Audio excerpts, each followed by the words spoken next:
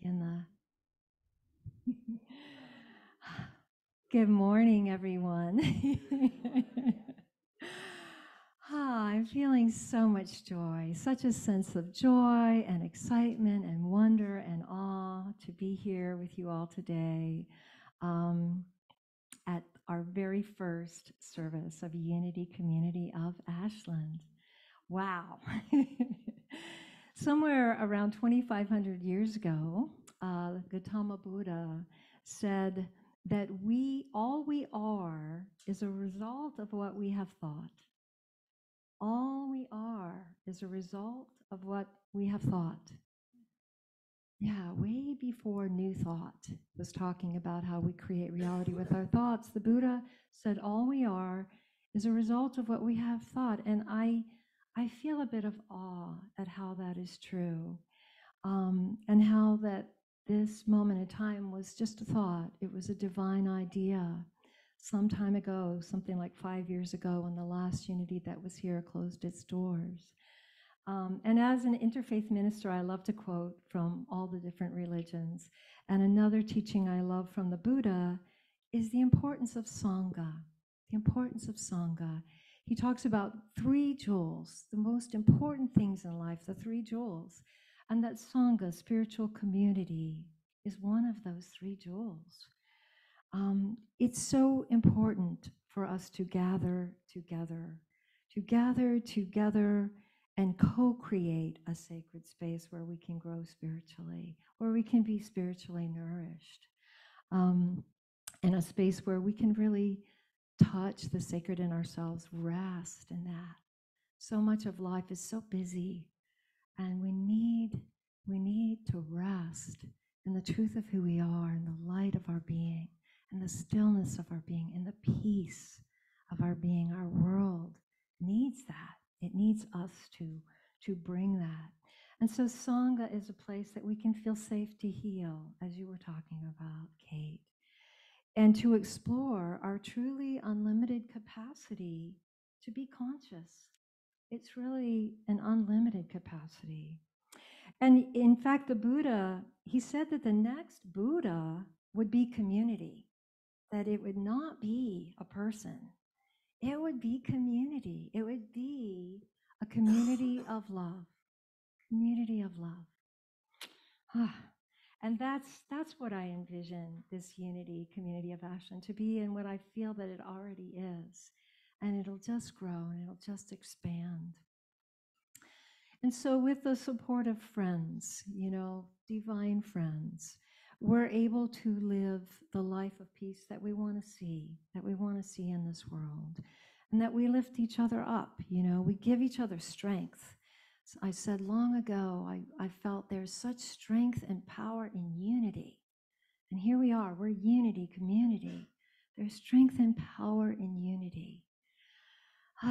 My teacher, Alma, the hugging saint. How many of you have been hugged by Alma? Oh, wonderful.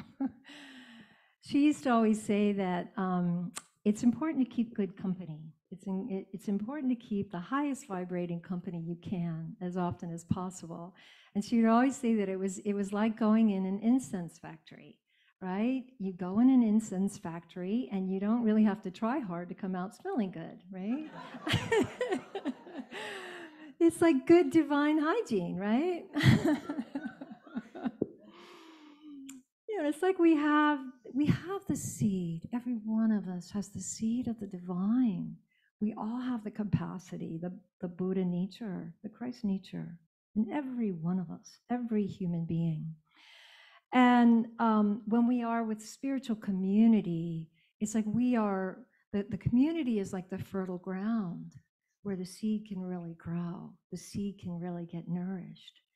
And so we're here we are, coming together, singing together, meditating together, praying together, being present together, and opening to life together. It reminds me of a Gata. Thich Nhat Hanh is another one of my spiritual teachers. How many have been with Thich Nhat Hanh? Some of you, not as many. Thich Nhat Hanh is so special. And he has these beautiful gathas that are like affirmations. And my favorite one is one that you say as soon as you wake up in the morning. And it goes, waking up this morning, I smile. 24 brand new hours are before me. I vow to live each moment fully and to look upon all beings, including myself, I added that, including myself, with eyes of compassion. With eyes of compassion. I love that. And that is just a way to wake up in the morning and begin with mindfulness, begin with consciousness, with awareness. So, in the vein of Buddhism, we're Dharma brothers and sisters. I see us all as equal Dharma brothers and sisters, practicing compassion together, growing compassion for ourselves, for each other, and for our world. Thich Nhat Hanh always said that if we want to succeed in our practice, we have to find ways of living in harmony with each other, even with those that are difficult. And our world needs more people that have skillfulness in living with those that are difficult and in meeting difficulty with skillfulness. It reminds me of a story Eckhart Tolle used to always tell about what it would be like if a duck had a human mind, right? If a duck had a human mind. I imagine you all love Lithia Park as much as I do. And it's so great to live. That's my front yard, so I really love Granite Street. But sometimes my mind will be ruminating about something, and I just feel stuck in it. I'm trying to write or I'm trying to create, and I'm feeling my energy is not at the vibration I want. And I walk in the park, and right now that the colors, even all the leaves, yeah, they're on the ground, most of them now, but the patterns on the ground and the colors are so amazing. And to stand on the bridges. I love to stand on all the bridges and breathe that creek and just let it wash through me. And whatever story my mind's been telling of why I can't be happy, it dissolves. It just evaporates. And I love that. And that's the blessing of nature. It's a place that both teaches me and nourishes me so deeply. And I know it's true for all of you. So what happens there is that I make peace with the present moment. I drop into the present moment. It's hard when you're there with all that beauty not to be present. People do it. People are on their phones. And I tend to want to walk alone because I don't want to talk, because when you talk, you're in your mind and it's usually the past or the future, right? So I like to be present with the beauty because it fills me up. But Tolle describes his observation that after two ducks get into a fight, which he says never lasts very long, they do the following. They separate and they float off in opposite directions. They flap their wings vigorously a few times to get rid of the surplus energy that built up during the fight.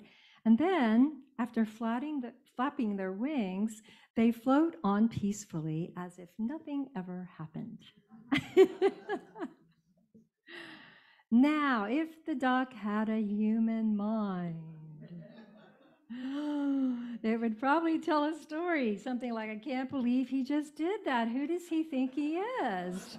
The nerve. He has absolutely no consideration for my private space. He thinks he owns his pond. He's probably already plotting something that he's going to do to annoy me next time. But I'm not going to stand for it. I'll show him, right? Does it sound like anybody's mind that you know? So it can go on and on. It can go on for hours. It can go on for days, weeks, months, years later, right? And that irritation, that resentful energy can get passed on. It gets passed on to your nearest and dearest. And they have to hear about it, they have to feel it, they have to listen to it, and have their energy drained by it, right? Or worse, react to it, right? And then you've doubled the disharmony, right? So the lesson from the ducks is, what is it, Jeffrey?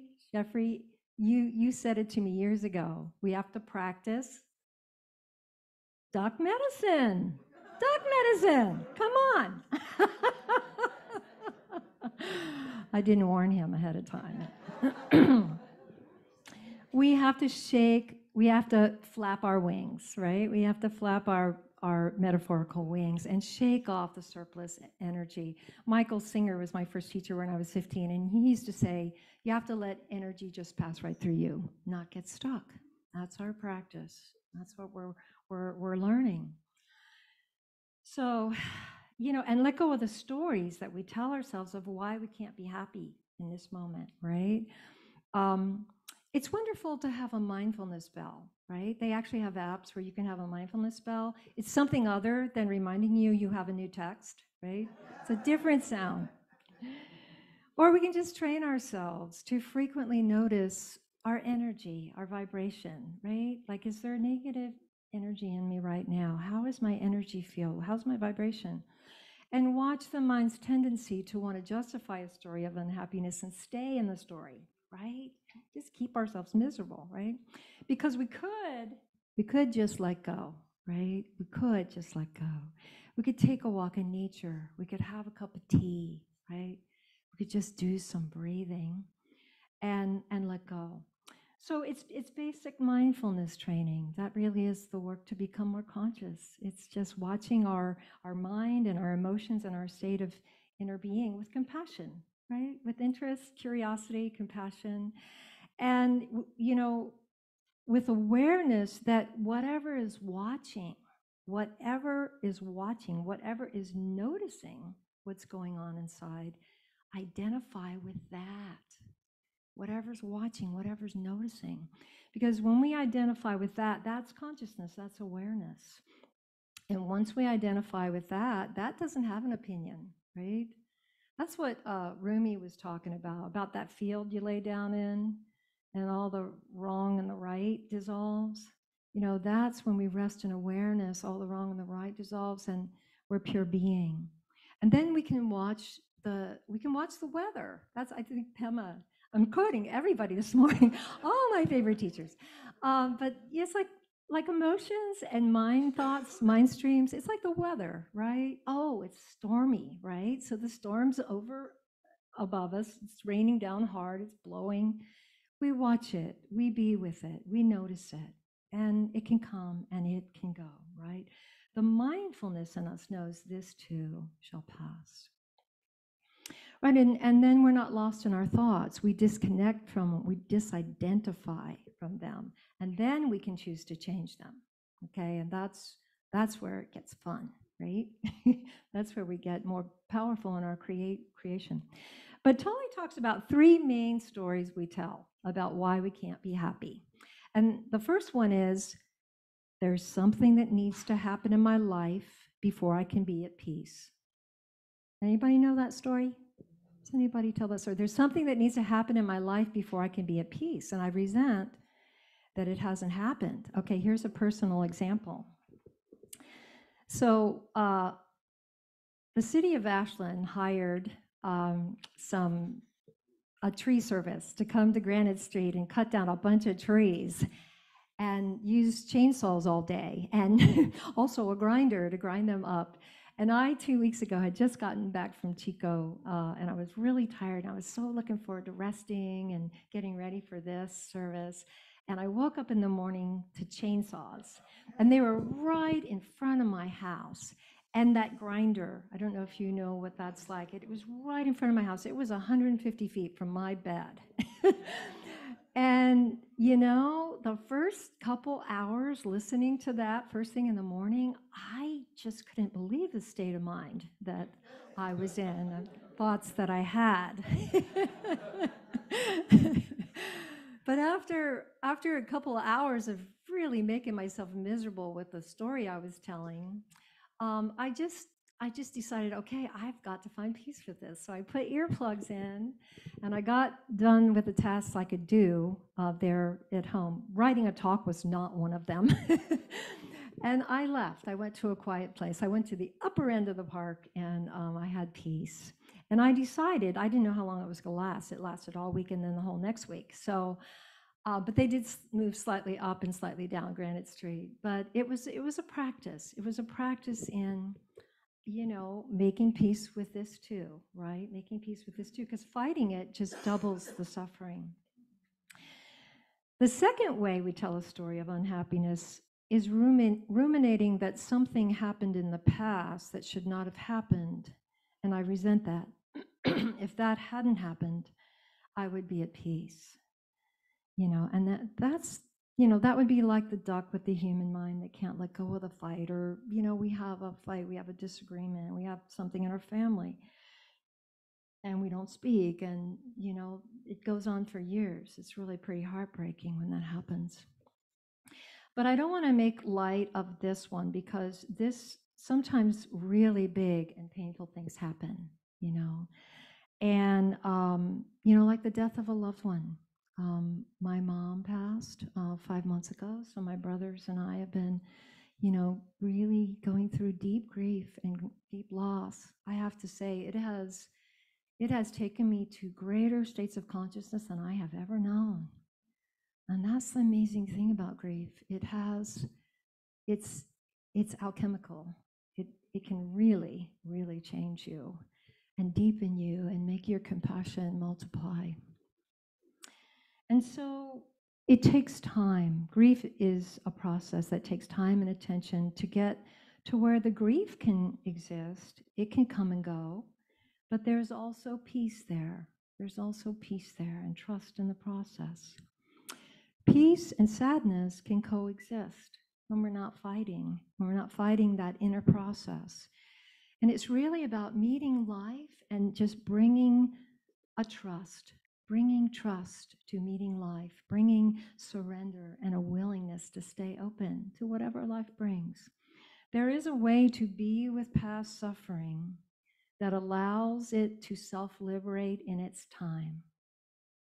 Yes. And so we use self-compassion. We use mindfulness to explore that. And so on that note, we're actually going to honor our loved ones that have passed on December 10th. I've decided to have, it would be my mom's 89th birthday, and it's a Sunday. So I thought, let's honor.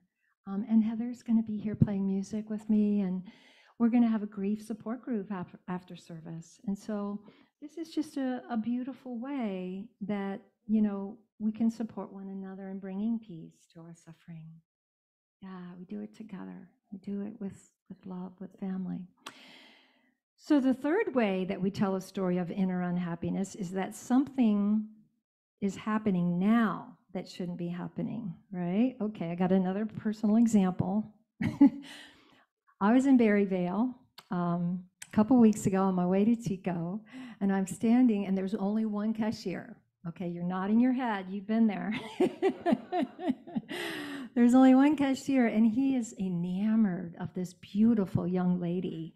And he's been talking to her 4 or 5 minutes, and he's already checked her out. He's already taken her money, and the minutes are going by, and I'm standing there, again, finding my mind being very unholy. And boy, the teacher in me, the inner lecturer, boy, did I have some things I was going to share with him about doing his job better. But I decided, chant your mantra. Because I can't chant my mantra and have negative thoughts at the same time. So I chanted my mantra. I've actually learned it. I learned that many, many years ago when I'm waiting in line and getting impatient. I just start chanting, ma, ma, ma, ma, ma. And then I felt more peace. And then finally, when it was my turn, he said his cordial hello. And I said, hi, and nothing more. And I felt, that's a small victory, right?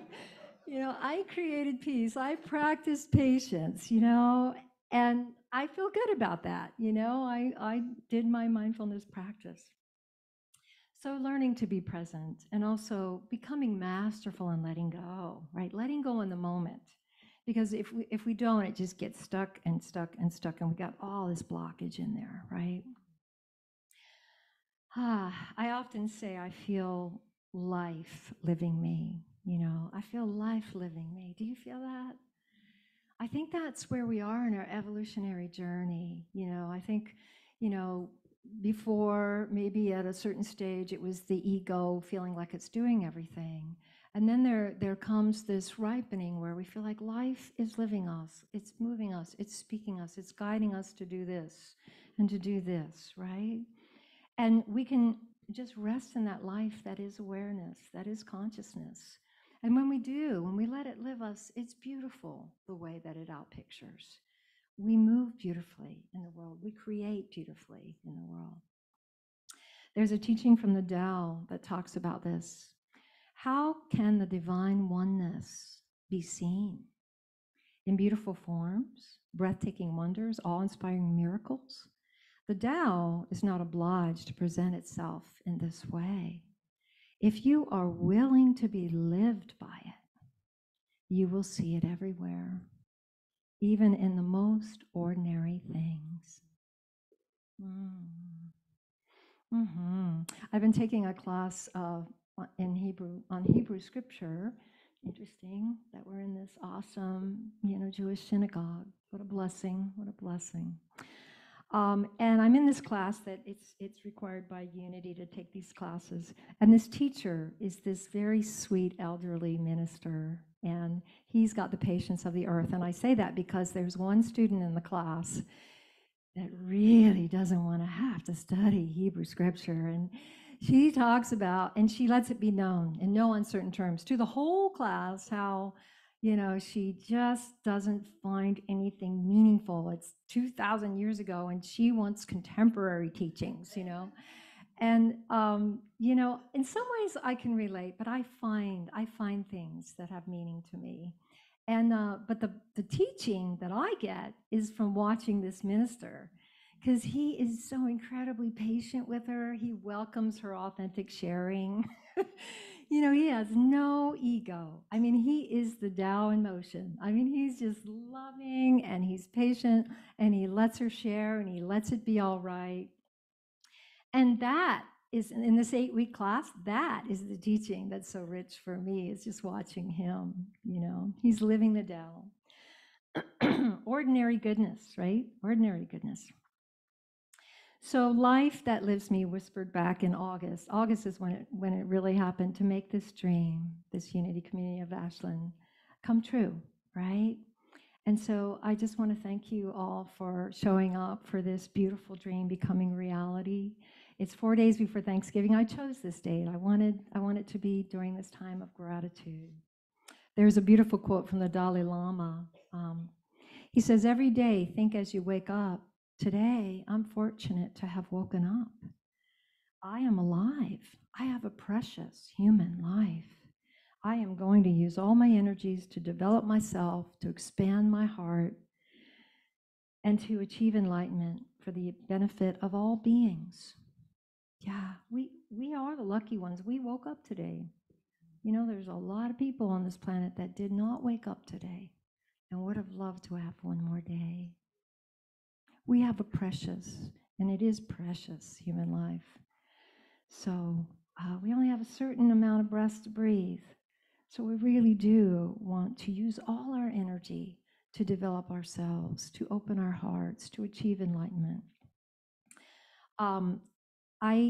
I love gratitude because it not only makes me feel good, but it's causative.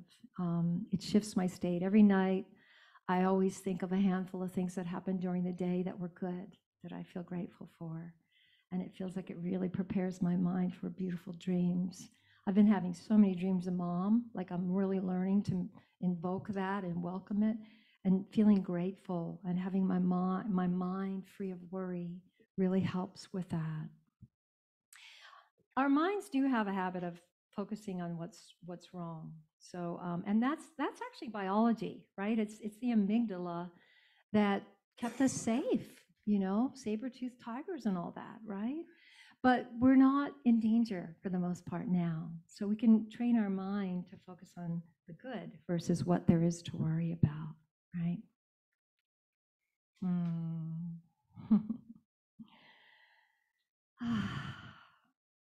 So would you join me? I'd like to speak just a few affirmations before I close, affirmations of gratitude, and to speak them into creation, both for Unity Community and also for each one of us individually. So the abundance of the universe flows to me. Together. I accept it with joy and gratitude. I am open to countless blessings and opportunities for growth. I am grateful. Yes. I remember my first Thanksgiving talk I gave in Oroville 6 years ago. One of the things I asked everybody to consider, just only if you want, but after service, to just go up to one person and say, I'm grateful for you. You know, just a nice thing to say. And then if you want to do the advanced version, and then you can say, and here's why. So I just want to say, I am so grateful for you, for each one of you that have found your way here. This is an expanding light. This is such a blessing to be part of this, to co-create this with you, divine humans. We all together are an awakening world. And I have so much hope. I have so much faith and so much hope in the good in humanity, in the good in each one of us. And I will spend my every moment until my last breath watering those seeds of good. I love you. May all beings be at peace and be happy. Om Shanti. Thank you.